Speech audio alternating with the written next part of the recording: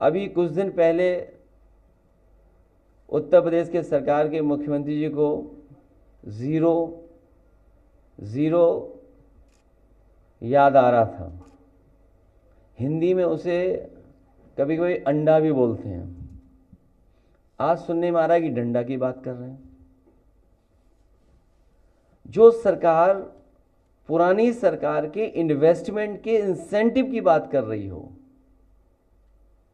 अपने सरकार के इंसेंटिव किसको दिया उसकी बात नहीं कर रही सरकार, क्योंकि उनका इंसेंटिव ही कमीशन है।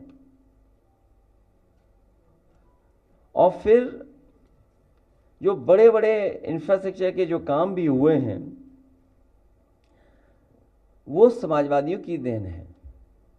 और समाजवादी पार्टी के समय पर जो एक्सप्रेसवे बने या अन्य जो सड़कें बनी वो एग्जेम्पलरी काम हुआ, उसका उदाहरण दूसरे विभागों ने और प्रदेश की सरकारों ने अपनाया। इसलिए अच्छा, बंगाल से क्या लेना देना, हम ममता जी के साथ है, खत्म बात। वहाँ जो कुछ कम्युनल टेंशन हो रही है वो सब बीजेपी करा रही है।